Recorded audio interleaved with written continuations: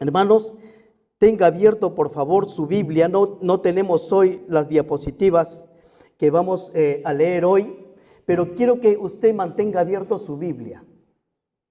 El capítulo 15 que leyó Nicole, el capítulo 15, vamos a desarrollar un poco los aspectos importantes. No vamos a ir por todo, pero vamos a tratar de cubrir la mayor parte de nuestro capítulo porque es importante. Habla sobre la resurrección de Cristo.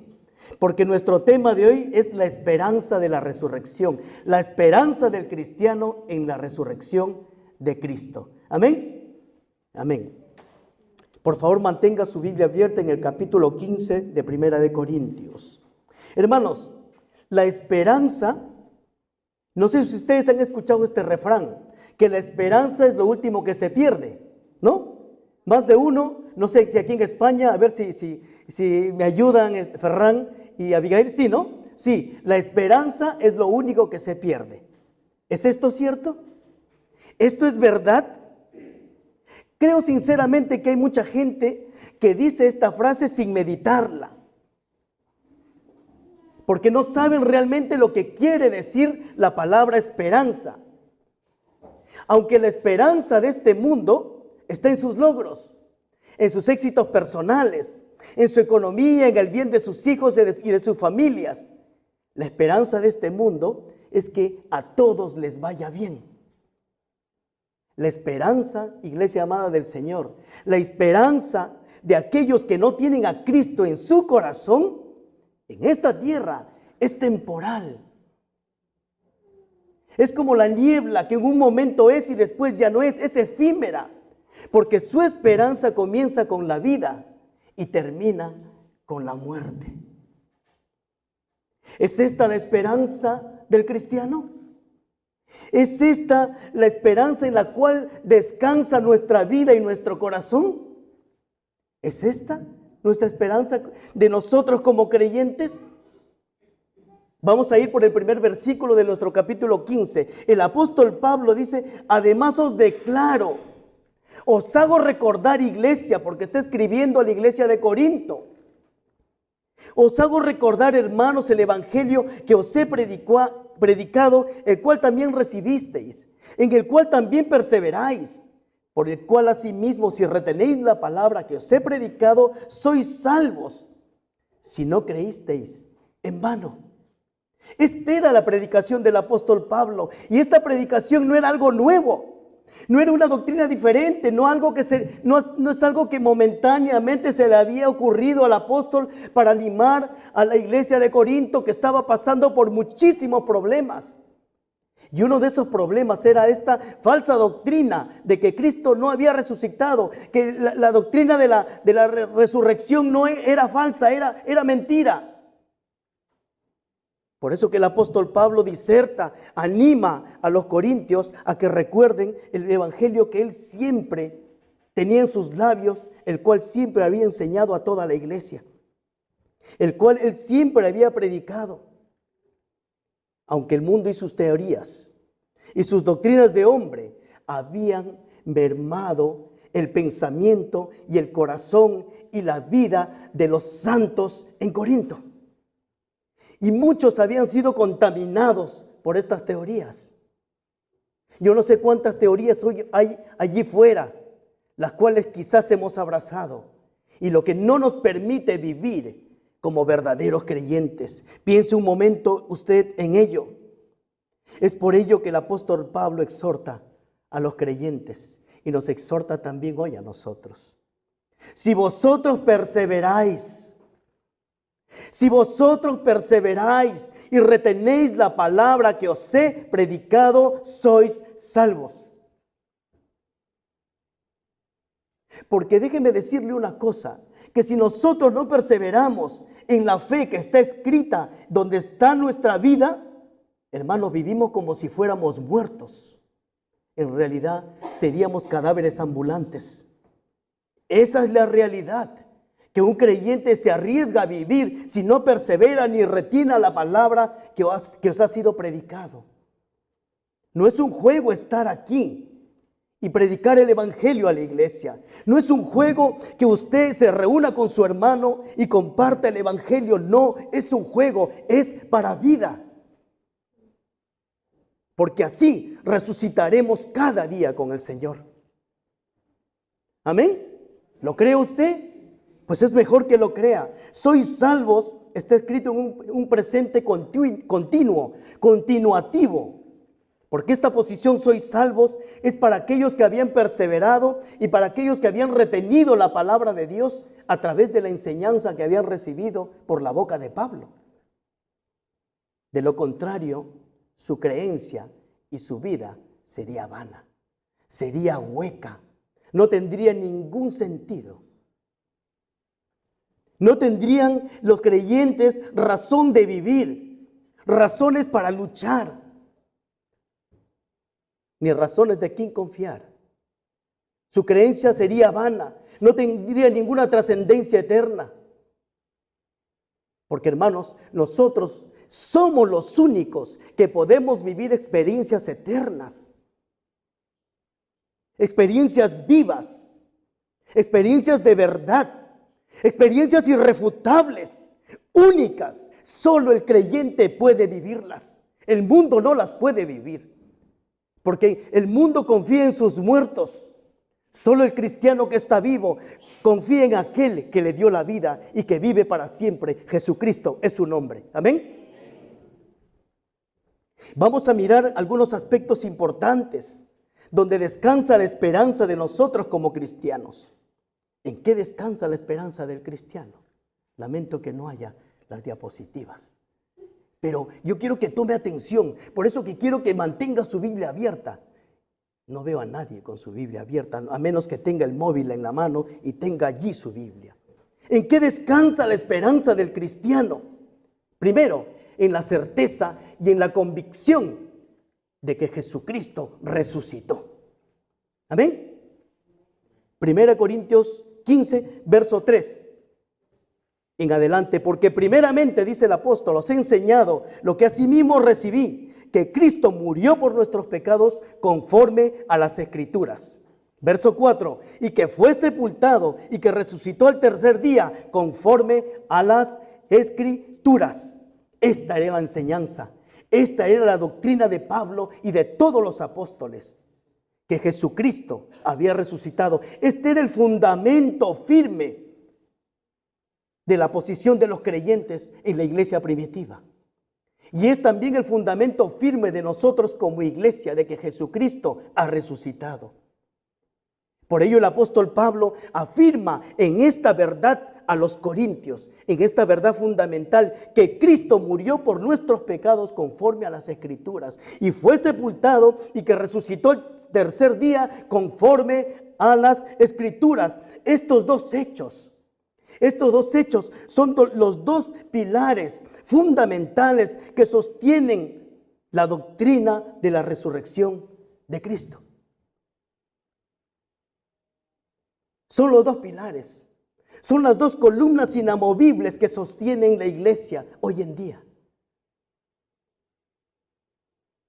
El evangelio está siendo predicado por más de 2000 años y esta doctrina no ha cambiado, aunque muchos la hayan querido cambiar. Aunque muchos hablen mal de ella y de nosotros como iglesia. Esta doctrina respalda la existencia de Dios, la existencia de la iglesia por más de 2000 años, que Cristo resucitó, que Cristo murió, que fue sepultado y resucitó conforme a las Escrituras. Y dice conforme a las Escrituras porque ya los profetas habían escrito.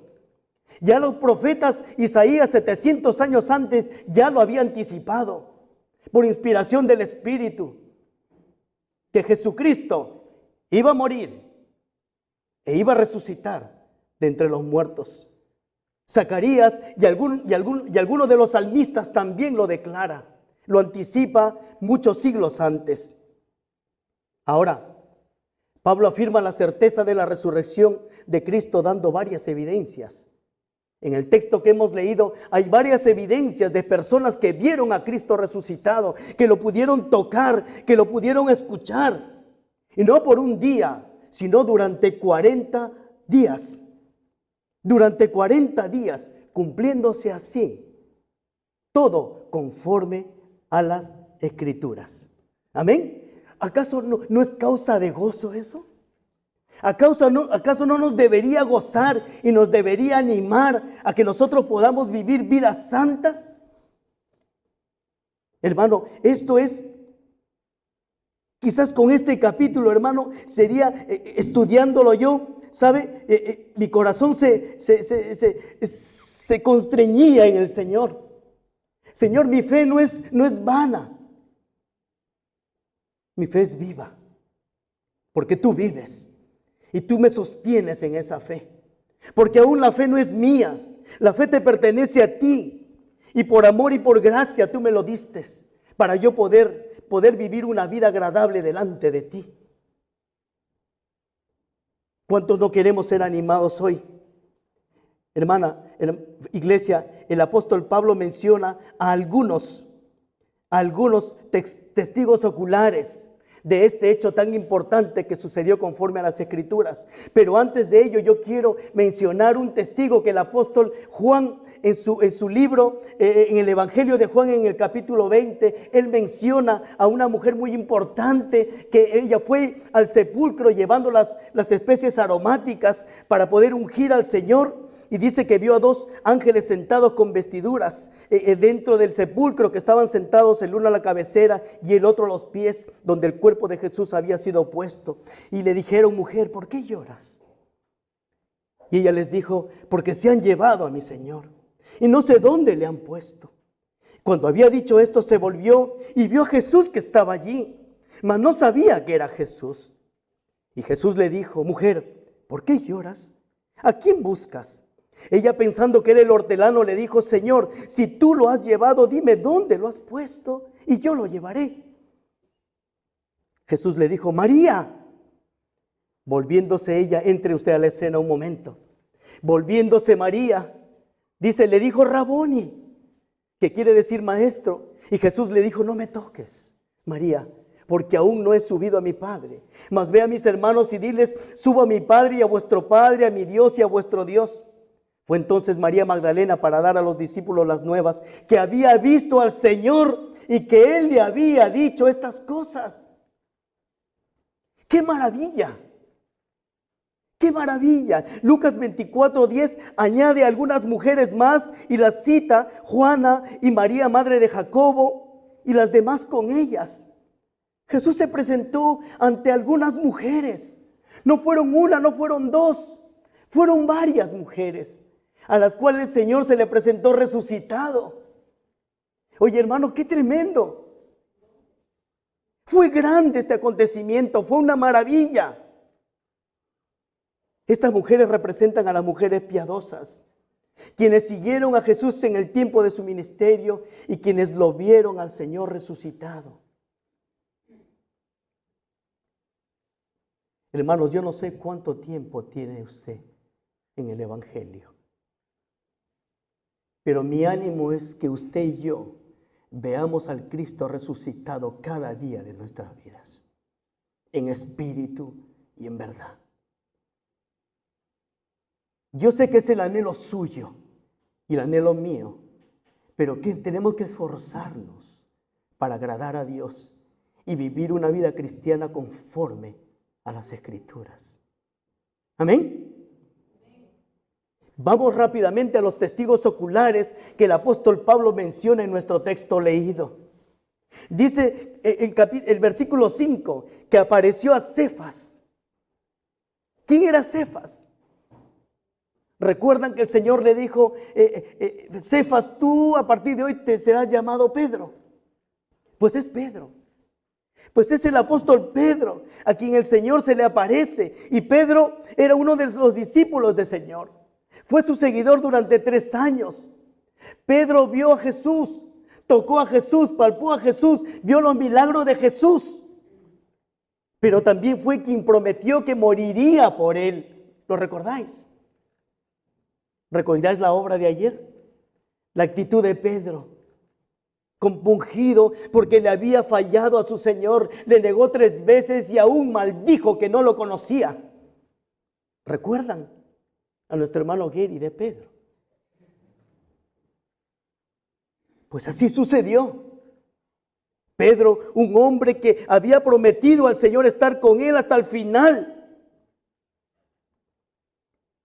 A este Pedro, Cristo se le apareció resucitado. ¿Qué pasó con Pedro? ¿Cómo es que cambió? ¿Cómo es que su vida fue transformada de un momento a otro? Pues vio a Cristo resucitado. Escuchó la voz de Cristo. Pudo tocarlo. La vida de Pedro cambió radicalmente en 180 grados, de temeroso y confuso en su proceder con el Señor, a predicar de que Cristo vivía, de que Cristo vive. Tal es así que él puede predicar con autoridad de que ese Cristo que había muerto por nuestros pecados había sido levantado por Dios de la muerte. Dios lo levantó de la muerte y donde miles de personas se convirtieron a causa de su predicación. ¡Qué tremendo! ¡Qué efecto tan grande fue ver al Señor en su vida! Hermanos, de prometer morir por su Señor y no cumplir, el apóstol Pedro entregó su propia vida voluntariamente al martirio por la causa de Cristo. ¡Qué tremendo!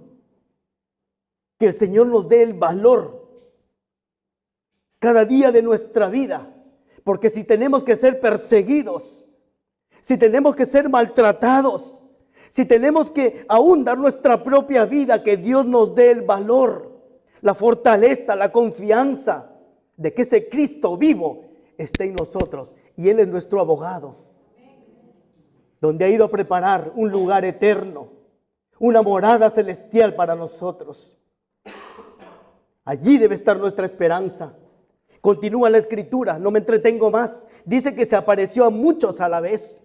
Después apareció a más de 500 hermanos a la vez, de los cuales muchos viven aún, dice el apóstol. Y otros ya duermen, otros ya habían partido, ya habían muerto. Pablo afirma que fueron 500 personas que vieron a Jesús resucitado. La escritura, hermanos, dice que Jesús se les apareció a todos ellos a la vez. En un momento, a más de 500 personas, Jesús se hizo evidente. La presencia de Dios descendió a donde estaban esas 500 personas corporalmente, físicamente. La noticia de la resurrección no se limitó solo a los 12 apóstoles o a solo Pedro, sino a cientos de hombres que creyeron en Jesús. Porque fueron también ellos los que dieron testimonio de la resurrección de Cristo. Pero ¿saben qué? Hay dos teorías. Hay dos teorías que en la psicología, ¿no? Hay dos teorías que corren siempre por allí, que dicen que esta muchedumbre o estos hombres que presenciaron y vieron y tocaron al Cristo resucitado es una alucinación colectiva. ¿Les suena? Una alucinación colectiva. Esta alucinación colectiva viene, dice, acompañada de una sensación física como la falta de aire o fatiga asociada a la tristeza o a la pérdida. Hay otra teoría que es la hipótesis del desmayo. Esta hipótesis sugiere que Jesús no murió, sino que estaba desmayado y que sus seguidores lo percibieron como resucitado. Hermanos, las Escrituras no refieren ninguna de estas alteraciones en la actitud de las personas que vieron al Cristo resucitado, sino antes refiere que estos testimonios son múltiples, son diversos, son presenciados por diferentes personas de diferentes trasfondos y de diferentes lugares, lo cual rechaza categóricamente esas teorías. Algunos creen en eso. Y yo no sé, porque la alucinación colectiva se puede dar en cierto grupo cerrado y que tengan el mismo, por ejemplo, de una misma familia. Pero aún así, ese efecto es temporal, no es duradero, no dura un año, no dura 2, no dura 10, no dura 20, los cuales usted tiene de creyente. ¿Me dejo entender? Lo que dice la Escritura es verdad. Se le apareció a muchos a la vez. Y también dice el verso 7 que después se apareció a Jacobo y después a todos los apóstoles. Jacobo es Santiago, el hermano de Jesús. Y la Escritura dice que los hermanos de Jesús no creían en él. No creían en él. Juan capítulo 7, del verso 3 en adelante, y dice, cuando Jesús estaba en Galilea predicando el evangelio, sus hermanos le decían, pero date a conocer a toda Judea. Ves a toda Judea, porque el que quiere darse a conocer tiene que, no hace las cosas en secreto, sino que evidencia con su actitud. Si tú eres Dios, si tú eres el Cristo, vete y date a conocer. Es lo que le decían sus hermanos.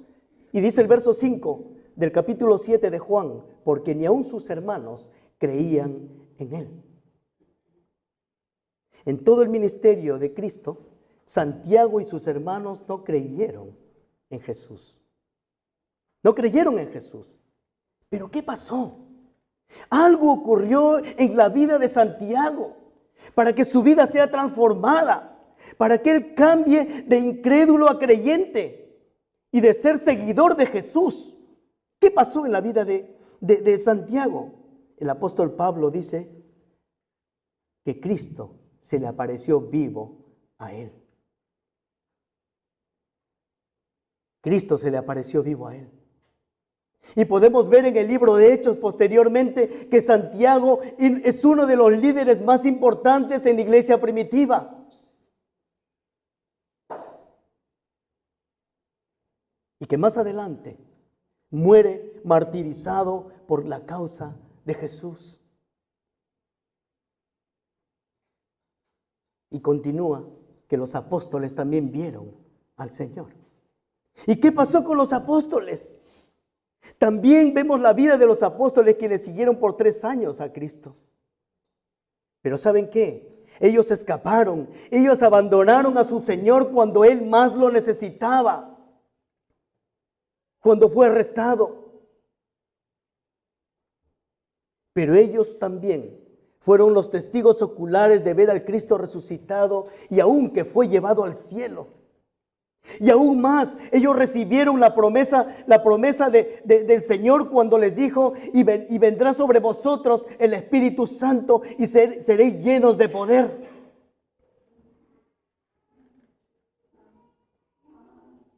¿Saben qué, hermanos?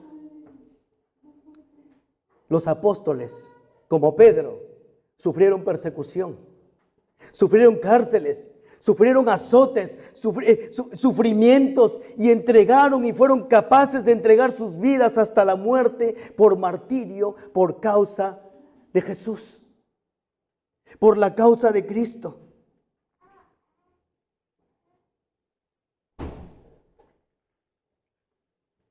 Y el apóstol Pablo continúa y dice en el verso 8 del capítulo 15 de 1 Corintios, y al último de todos, como un abortivo me apareció a mí, porque yo soy el más pequeño de todos los apóstoles, que no soy digno de ser llamado apóstol porque perseguí a la iglesia de Dios. ¿Quién era Pablo?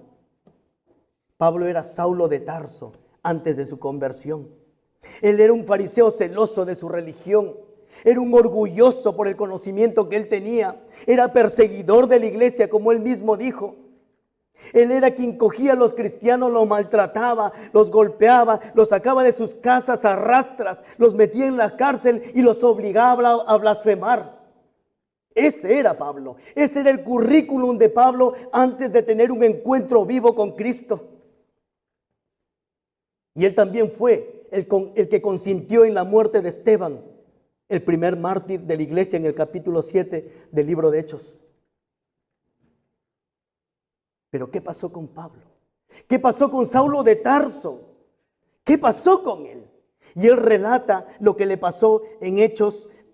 Está escrita su conversión en el capítulo 9, el 22 y 26 de Hechos. Pero vamos a leer el capítulo 22 de Hechos, 2 versos. Dice, pero aconteció que yendo yo al llegar cerca de Damasco, dice el apóstol, como a mediodía de repente me rodeó mucha luz del cielo y caí al suelo y oí una voz que me decía: Saulo, Saulo, ¿por qué me persigues? Yo entonces respondí: ¿quién eres, Señor? Y me dijo: yo soy Jesús de Nazaret, a quien tú persigues. Pablo no sabía, Pablo ignoraba que el seguir a la iglesia, de que perseguir a la iglesia era ir detrás de Cristo. Él no lo sabía, pero Cristo se le presenta: Saulo, Saulo, ¿por qué me persigues? Entonces él responde y dice: Señor, ¿quién eres? Yo soy Jesús, a quien tú persigues. Sin duda, iglesia amada del Señor, este encuentro de Pablo con Cristo mismo le marcó y le cambió la vida. Transformó su manera de pensar y de vivir. Tal es así que Pablo fue capaz también de morir en el martirio de forma voluntaria por amor al Cristo resucitado.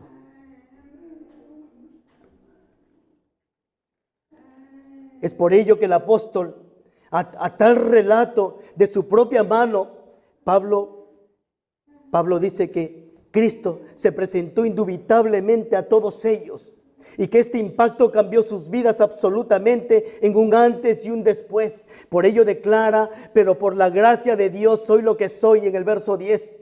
Y su gracia no ha sido en vano para conmigo. Antes he trabajado más que todos ellos, pero no yo, sino la gracia de Dios conmigo. Porque o sea yo, o sean ellos, así predicamos y así habéis creído. ¡Qué tremendo! Por la gracia de Dios soy lo que soy.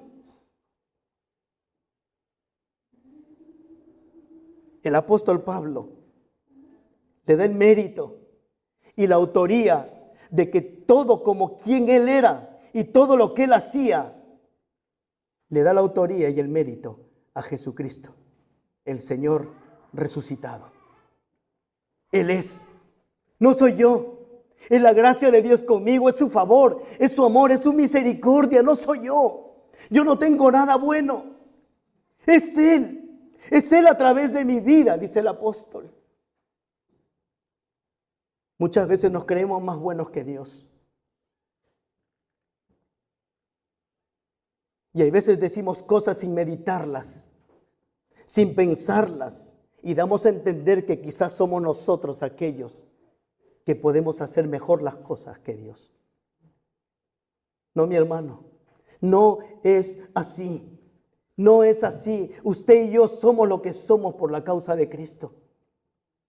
Porque la gracia de Dios reposa sobre nuestras vidas. Porque la gracia de Dios ha descendido sobre nuestras vidas por medio de su Espíritu para darnos vida, para darnos el favor, para poder vivir agradándole a Él. Y todo lo que usted y yo podemos alcanzar en esta vida es gracias a Él. Si usted es profesional, es mejor que se humille y le diga: Señor, es por ti y para ti. Si eres una ama de casa, no te avergüences en esta sociedad que ha cambiado el orden. No te avergüences, no te avergüences. Es más, levántate y resplandece. Y dilo: en el nombre de Jesús, por la causa de Cristo, yo me he convertido en ama de casa. Por eso que voy a criar a hombres y mujeres de Dios y voy a sembrar en el corazón de ellos la verdad para que ellos un día vayan y prediquen a ese Cristo que ha resucitado. Amén. Bendito sea el Señor. Bendito sea el nombre de Jesús. Cuán grande es su amor, cuán grande es su presencia en medio de nosotros, amada iglesia del Señor. Vamos a mirar algunas consecuencias también de negar que Jesucristo ha resucitado. El verso 12 dice: pero si se predica de Cristo que resucitó de los muertos, ¿cómo dicen algunos entre vosotros que no hay resurrección de muertos? Esta es una doctrina diabólica que algunos enemigos de la fe habían introducido en la iglesia. Oye, hermano, hoy en día también somos atacados con diferentes formas y doctrinas diabólicas.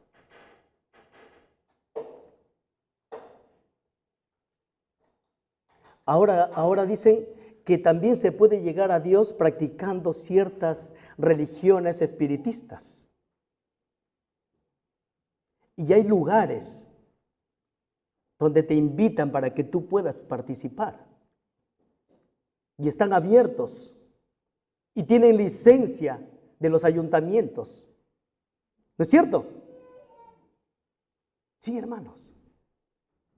Y muchas veces preparémonos porque hay personas que van a llegar con esos pensamientos. Pero usted y yo hemos sido llamados para estar arraigados en la verdad, para presentar defensa del Evangelio y poder traer a esas personas a la luz de Jesucristo. Porque si no, vamos a negar que Jesucristo ha resucitado. ¿Cuáles serían las consecuencias de negar la resurrección de Cristo? La primera, nuestra fe sería vana. No tendría ningún sentido, dice el verso 13, porque si no hay resurrección de muertos, tampoco Cristo resucitó. Y si Cristo no resucitó, dice el apóstol, vana es entonces nuestra predicación, vana es también nuestra fe, vana es también nuestra fe. Si Cristo no resucitó, hermanos, realmente la existencia de la iglesia sería vana. Nuestra predicación, el que yo esté hablando la verdad y diga que Jesucristo vive, sería vano. No tendría sentido. No tendría sentido que usted y yo estemos aquí adorando a un Cristo muerto. Como algunos nos lo presentan en una cruz clavado. La cruz está vacía, dice la Biblia. Porque aquel que ocupó ese lugar por usted y por mí, vive porque resucitó el tercer día. No tendría ningún valor, ningún sentido que nos esforcemos por hacer algo para Dios. Ninguno.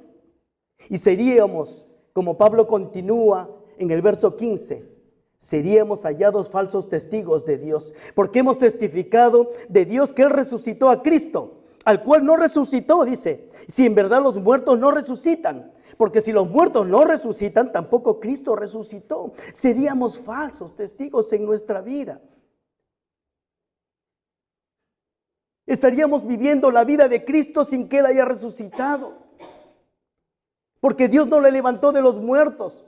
Nuestra predicación no salvaría a nadie. Si Cristo no resucitó, nadie sería salvo. Ni siquiera habría posibilidad para que alguien se salve. No la habría. Por ello el apóstol Pablo continúa y dice, y si Cristo no resucitó, vuestra fe es vana, aún estáis en vuestros pecados. Nadie sería salvo, estaríamos todavía en nuestros delitos y pecados. Nadie estaría experimentando de verdad haber sido perdonado y lavado de sus pecados. El haber sido perdonado sería un bonito pensamiento, pero no tendría un efecto real, trascendente en nuestras vidas diarias. No tendríamos una vida nueva. ¿Se da cuenta usted que es necesario, que es vital creer que Jesucristo vive? Y dice, continúa el apóstol, que los que murieron por fe en la antigüedad tampoco tendría ningún sentido. Los que perecieron en la antigüedad tampoco tendrían ningún sentido porque hubieran vivido una fe en un redentor futuro que no resucitaría. Ellos hubieran muerto siendo buenas personas y nada más. Y punto. Se acabó. Se terminó todo con sus muertes. Sus buenas obras terminaron con ellos y se acabó todo. Seríamos dignos de lástima, dice el verso 19. Si en esta vida solamente esperamos en Cristo, somos los más dignos de conmiseración de todos los hombres. Si Cristo no habría resucitado, nada de lo que hagamos por Él tendría un valor eterno. Por eso digo que también los que algunos critican de los cristianos hoy tendrían razón, que somos locos, que somos fanáticos, que perdemos el tiempo yendo a la iglesia y creyendo en una eternidad si Cristo no habría resucitado. Hermanos, nuestra fe en un Cristo resucitado tiene un principio, tiene un propósito y tiene una meta. Y ese principio es de dónde venimos. Y ese propósito es por qué estamos aquí. Y ese destino de gloria es hacia dónde vamos. Ese es el asiento, el fundamento de nuestra fe, de que Jesucristo vive. Amén. Amén, hermano. Hermanos, muchas veces, hermano, yo quiero que esto lo medite muy bien en su corazón. Muchas veces vivimos como si Cristo no hubiera resucitado. Venimos a la iglesia como si Cristo no haría acto de presencia cuando la iglesia se reúne. Porque muchas veces murmuramos de los demás. Muchas veces discutimos entre nosotros.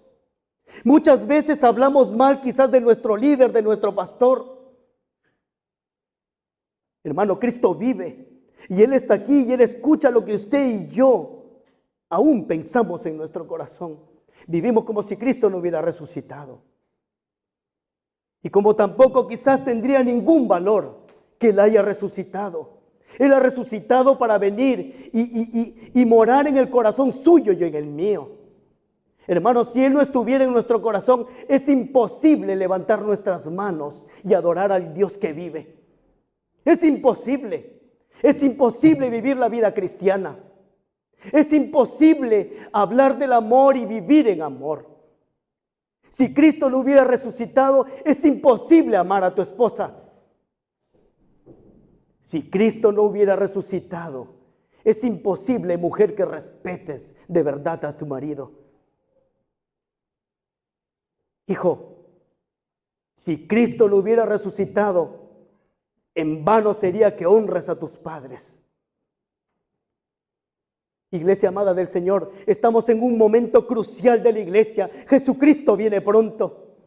Ya mismo, hermano, yo no sé si esta noche, yo no sé si mañana, no sé si mientras nosotros dormimos o a lo mejor mientras salimos de este lugar, el Señor vendrá.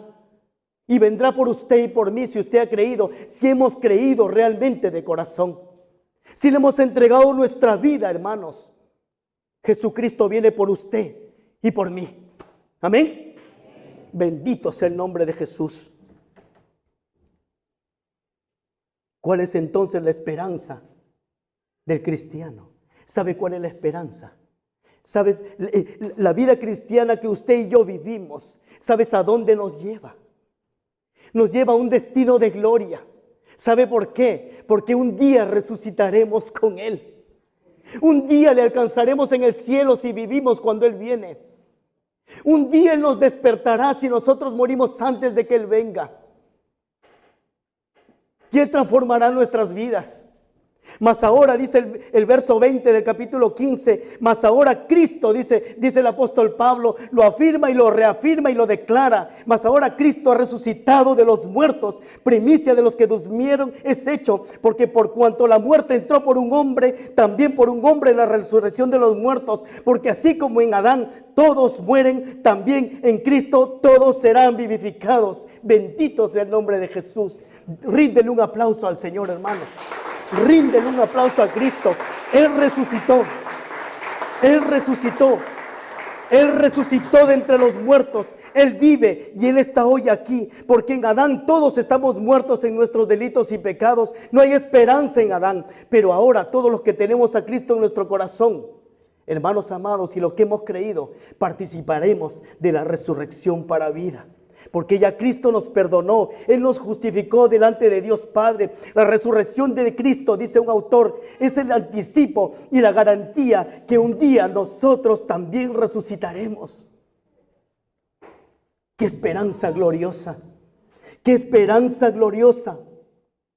De otro modo, continúa el apóstol Pablo, ¿qué harán los que se bautizan por los muertos? Si en ninguna manera los muertos resucitan.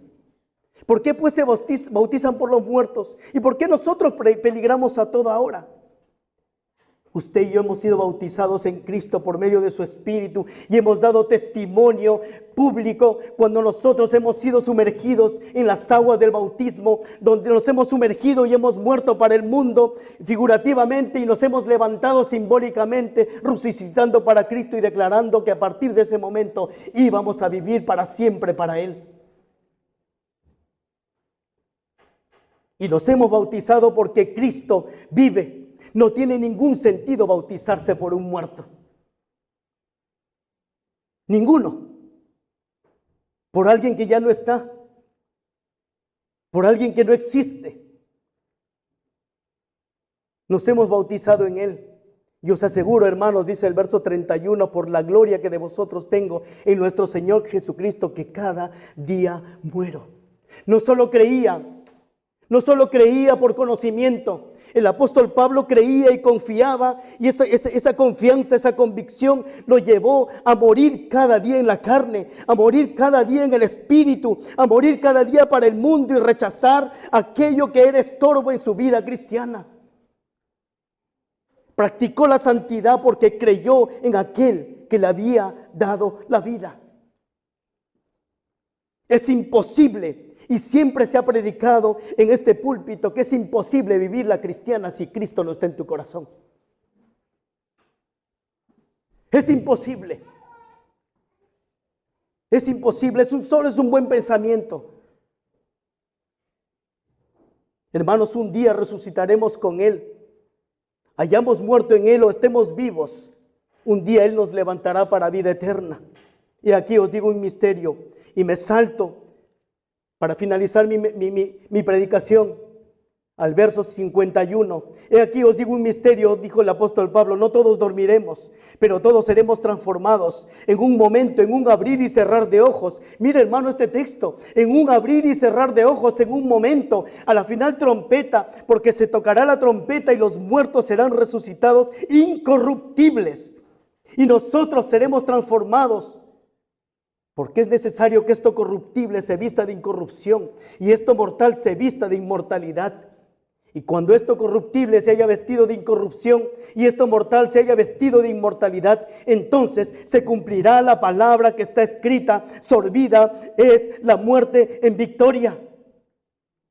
Un día resucitaremos y seremos transformados en un abrir y cerrar de ojos, dice el apóstol, en un instante de nuestras vidas, en una milésima de segundo seremos transformados. Nuestros cuerpos humanos, mellados por el pecado, serán vestidos de incorrupción y de inmortalidad, porque sorbida es la muerte en victoria. La muerte fue vencida en la cruz del Calvario y ya no tiene poder sobre nosotros. Ya no tiene poder sobre nosotros. Jesucristo venció a la muerte. Jesucristo venció al pecado para que usted y yo tengamos el poder y la autoridad de rechazar el pecado. Y no vivir pensando solo en la muerte, en el pobre de mí. Porque un día nuestras vidas, nuestros cuerpos serán transformados en incorruptibles, en inmortalidad. El Señor venció a la muerte. Por eso declara el apóstol Pablo con tanta firmeza: ¿dónde está, oh muerte, tu aguijón? ¿Dónde, oh sepulcro, tu victoria? Ya que el aguijón de la muerte es el pecado y el poder de pecado la ley, Jesucristo lo venció. Él es el único que pudo vencerlo. Por eso el apóstol finaliza y dice: más gracias sean dadas a Dios, que nos da la victoria por medio de nuestro Señor Jesucristo.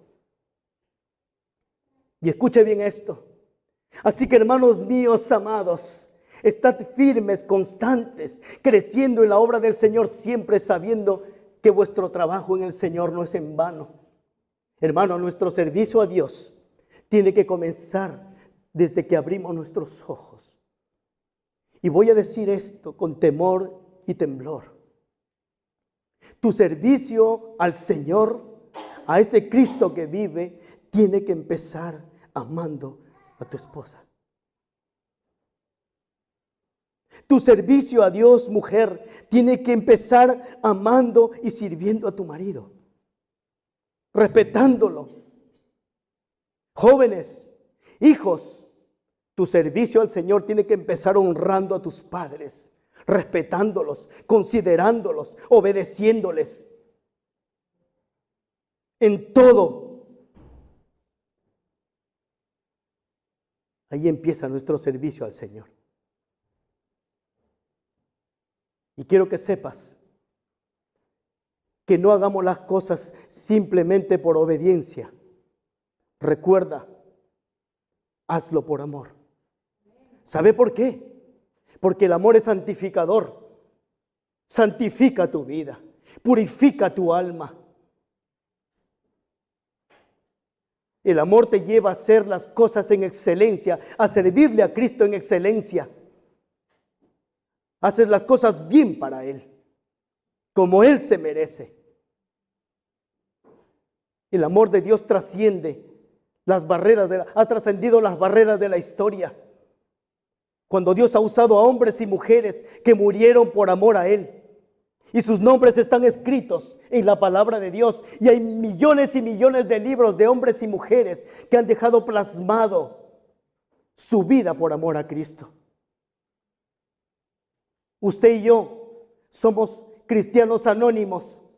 Pero déjame decirte que tu nombre y el mío es conocido arriba. Están escritos en el libro, en ese libro sagrado de Dios. Por eso no es en vano que tú te esfuerces por amar y servir a Dios. Porque si tú sabes servirle a Dios en tu casa, tu servicio en la iglesia será con excelencia. Tu servicio en el trabajo, trabajarás para Cristo y no para los hombres. Tus estudios en la universidad, en el colegio, será con excelencia, con esfuerzo, con gratitud a Dios. Por eso quiero animarte en esta tarde a que juntos podamos animarnos el uno al otro. Porque quiero que recuerdes algo que el apóstol nos ha hablado hoy. Sorbida es la muerte en victoria. Porque Cristo resucitó. Por ello, hermano amado, sírvele al Señor contemplando tu futuro de gloria. Cuando Él nos levante para vivir y gobernar juntamente con Él por toda la eternidad. Cierra tus ojos, Señor.